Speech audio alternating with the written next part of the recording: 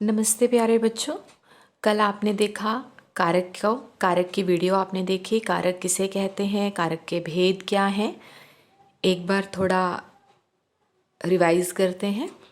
संज्ञा या सर्वनाम के जिस रूप से उसका संबंध वाक्य के अन्य शब्दों या क्रिया के साथ बताया जाता है उसे कारक कहते हैं। कारक के जैसा कि आप लोगों को पता है 8 भेद होते हैं। कर्ता, कर्म, करण, संप्रदान, अपादान, अधिकरण, संबंध, संबोधन, है ना। तो कर्ता कारक कर्ता ने, कर्म को, करण से, संप्रदान के लिए, अपादान से जुदाई, अधिकरण में, पर, संबंध का, के, की, संबोधन, हे, अरे रे। तो ये सारे जिन्हें जो मैंने आपको भी बताए, ये कारक संबंध को कारक चिन्हों या प्रसर्गों के नाम से भी जाना जाता है, जो हमारे संज्ञा और सर्वनाम के साथ संबंध को व्यक्त करते हैं। यदि कारक ना होते तो वाक्य ना होते, यदि वाक्य हैं तो कारक भी हैं, अवश्य हैं। अब हम आज इसका अभ्यास कार्य करेंगे। आपकी व्याकरण की पुस्तक भाषा अधिगम एवं व्याकरण प्राची। तो पहला है बहुवैकल्पीय प्रश्न, आपके सम्मुख है। सही विकल्प चुनना है। कारक के भेद आप सबको पता है 8 भेद होते हैं। अपादान कारक का चिन्ह है अपादान से जुदाई या अलगाव। वृक्ष से फल गिरता है, वृक्ष से रेखांकित शब्द है, इसका कारक होगा अपादान कारक। इसी प्रकार चिड़िया छत पर बैठी है, चिड़िया का संबंध बताया जा रहा है, क्या है, कहाँ है, किस पर बैठी है, अधिकरण में, पर। उसके बाद आता है राम ने रावण को मारा। तो देखिए, अगर राम ने होता तो कर्ता ने, फिर आया रावण को, राम ने रावण को रेखांकित शब्द है, तो आपने इसको बताना है कर्म कारक। कर्ता ने कर्म को, रावण को, कर्म को। वह हिंदी में लिखता है, वही जहाँ में अधिकरण आ जाता है, जहाँ में होगा वहाँ अधिकरण होगा। पर्वतों पर बर्फ गिर रही है, अधिकरण में, पर, है ना। ये बातें आप ध्यान रखेंगे। ये बोधात्मक प्रश्न है, इनकी आवश्यकता नहीं रहेगी आपको। उसके बाद प्रश्न 6वां है, प्रत्येक कारक का एक एक उदाहरण आप अपना भी लिख सकते हैं, जो मैंने लिखे हैं वो भी देख सकते हैं, लेकिन आप कुछ नया बनाएंगे, ये केवल आपको समझाने के लिए मैंने लिखे हैं। कर्ता, सुनील ने गेंद पकड़ी, मोहन ने पत्र लिखा, है ना, कुछ भी हो सकता है। कर्म कारक, सीमा कहानी लिखती है, राम ने रावण को मारा, अभी पढ़ा ना आपने, है ना। तो करण क्या होता है, से के द्वारा। मोहन फुटबॉल से खेल रहा है, सीता कैरम बोर्ड से खेल रही है, मतलब इस तरह आप कुछ भी बना सकते हैं। संप्रदान कारक, शीला ने गरीबों के लिए अनाज बांटा, अपादान से जुदाई, वृक्ष से पत्ते गिरते हैं, मोहन पेड़ से गिर गया। इस तरह से आप बनाएंगे वाक्य।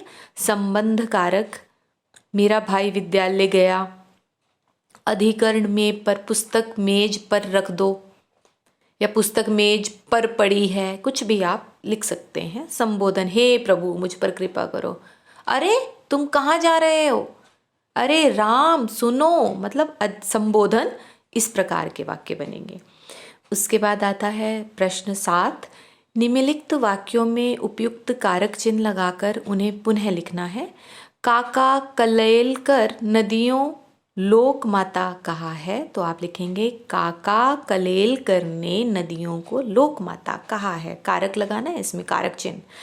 माँ और दादी, मौसी और मामी गोद तरह उनकी धारा डुबकियां लगाया करता। ये देखिए, कारक नहीं है तो क्या वाक्य बना, समझ नहीं आया। अब हम कारक से इसको सही वाक्य बनाएंगे। माँ और दादी, मौसी और मामी गोद की तरह उनकी धारा में डुबकियां लगाया करता। कठपुतली गुस्से से उबली, प्लेटलेट कण की कमी, डेंगू की बीमारी पाई जाती है, बाढ़ पीड़ितों को भोजन के पैकेट भिजवाए गए। अब इसमें लिखा घ वाक्य जो है, प्लेटलेट्स कण की कमी, डेंगू की बीमारी पाई जाती है, कमी से डेंगू की बीमारी पाई जाती है, कारण है। तो क्या बनेगा, प्लेटलेट्स कण की कमी से डेंगू की बीमारी पाई जाती है। उसके बाद आता है आपका 8वां प्रश्न, निम्नलिखित चिन्हों का प्रयोग करते हुए वाक्य बनाइए। ये हमने आपको गृह कार्य के लिए भी दिया था जब आपके शीतकालीन अवकाश हुए थे, तो काफ़ी बच्चों ने बहुत अच्छा किया था। तो पहला वाक्य है में, छात्र कक्षा में पढ़ते हैं, पर पेड़ पर पक्षी बैठा है, अरे बच्चों शोर मत मचाओ, से मोहन से रोहन अच्छा है, को माँ ने अतिथि को पानी पिलाया, ने राम ने पत्र लिखा। नीचे लिखे कारकों के सामने उनके कारक चिन्ह लिखो और उनके वाक्य में प्रयोग करो। ये प्रश्न आपके लिए सॉल्व ज़रूर किए गए हैं, लेकिन आप वाक्य कोशिश करेंगे कि आप स्वयं बनाएंगे। पहला है, करम को शिकारी ने हिरण को देखा। करण से के द्वारा, लड़का पेंसिल से लिख रहा है, लड़का पेंसिल के द्वारा लिखता है। संप्रदान के लिए, गुरु के लिए पानी लाइए। अपादान से जुदाई या से अलगाव, गंगा हिमालय से निकलती है, गंगा हिमालय से अलग नहीं हो रही है लेकिन वहाँ से निकल रही है, वो उसका उद्गम स्थल है, तो गंगा हिमालय से निकलती है। अधिकरण में पर, छात्र कक्षा में पढ़ते हैं।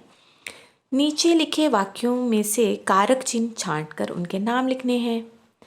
अब इसमें एक और चीज़ करेंगे आप, प्रश्न 10 में ध्यान से सुनेंगे। श्याम घर पर नहीं है, पर तो आपने छांट लिया कारक है, लेकिन इसको अब आप इसके सामने लिखेंगे कौन सा कारक है। जैसे एक मैं बता देती हूँ, पर आपने छांटा, रेखांकित किया और लिख दिया, उसके आगे लिखेंगे अधिकरण कारक। ठीक है। गीता पढ़ने के लिए अमेरिका गई, के लिए कौन सा कारक है वो आप लिखेंगे। इसी तरह आपने सभी कारक च तक लिखने हैं। कारक ढूंढ दिए गए हैं, उनके नाम लिखने हैं अब आपने। प्रश्न 11, निम्नलिखित वाक्यों में मोटे छपे अंशों में कारक बताइए। भिखारी को कर्म कारक, रावण को कर्म, मंदिर में अधिकरण में पर, अपादान पेड़ से टूट गया, पत्ता पेड़ से टूट गया। इसी प्रकार पुस्तक मेज पर रखी है, अधिकरण। को प्रसर्ग का प्रयोग कर्म कारक और संप्रदान कारक के रूप में करना है। ध्यान से करेंगे। देखिए, संप्रदान के लिए भी होता है और कई बार को का प्रयोग भी होता है। कर्म तो होता ही को है। देखिए, अब बच्चे हिंदी पढ़ रहे हैं, यहाँ स्पष्ट है बच्चे हिंदी को पढ़ रहे हैं, लिखने की ज़रूरत नहीं है। हिंदी पढ़ रहे हैं मतलब हिंदी को ही पढ़ रहे हैं। संप्रदान, ब्राह्मण को भोजन दो। अब संप्रदान के लिए भोजन किसके लिए आया, ब्राह्मण के लिए, ब्राह्मण को भोजन दो क्योंकि वो उसके लिए है।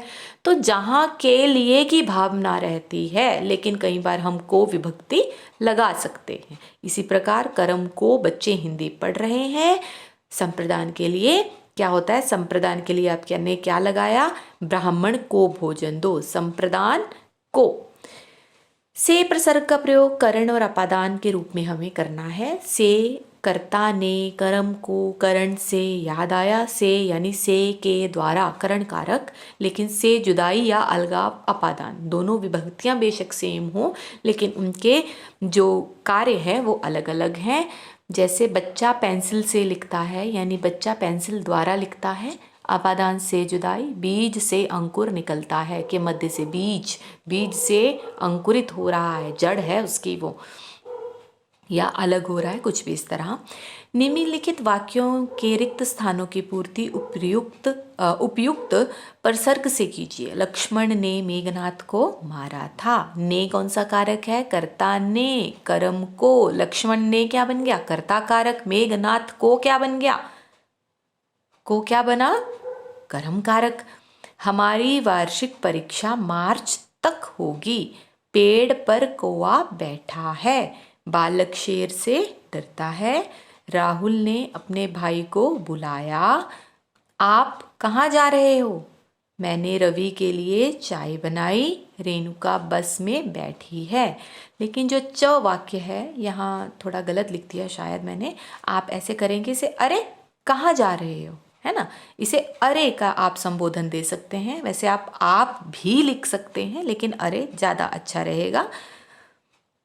उसके बाद आपका यहाँ ये अभ्यास कार्य समाप्त होगा। आपने इसे ध्यानपूर्वक करना है, अपने वाक्य बनाने का प्रयास करना है। यदि आपको फिर भी कारक समझ नहीं आते हैं तो आप मुझे कभी भी संपर्क कर सकते हैं। एक बार आप वीडियो दोबारा भी देख सकते हैं और आप कोशिश करेंगे कि ये अपनी प्राची की व्याकरण जो है उसकी ये एक्सरसाइज पूरी करेंगे और अच्छे से करेंगे। आपकी व्याकरण की पुस्तिका में भी कारक बहुत अच्छे से समझाए गए हैं। आप उन्हें करने का प्रयास करेंगे और कोशिश करेंगे कि आप इनको याद भी करें। जिस प्रकार विभक्तियां हैं, आपके कारक का नाम है, वो आपको याद होना चाहिए। जैसे मैंने पूछ लिया बीच में करण, तो आपके मुंह से एकदम निकलना चाहिए से के द्वारा, है ना। संप्रदान के लिए इस प्रकार आपको सभी याद होने चाहिए। कर्ता कर्म करण संप्रदान अपादान अधिकरण, इनका एक स्तर है। पहले कर्ता ही आता है, फिर कर्म आता है, फिर करण आता है, फिर संप्रदान, फिर अपादान, फिर अधिकरण। तो जिस प्रकार आप इसको करते जाएंगे, आपका अभ्यास होता जाएगा, ये आपको कंठस्थ हो जाएंगे, जो आपके लिए बहुत उपयोगी सिद्ध होंगे। आशा है आपको ये वीडियो अच्छी लगी होगी, आपको समझ आया होगा, आप करने का प्रयास करेंगे। आपका दिन शुभ रहे। आज के लिए इतना ही। कल आपके लिए एक नए विषय के साथ फिर हाजिर होंगे। तब तक के लिए नमस्ते बच्चों। अपना ध्यान रखो, सर्दी से बचे रहो।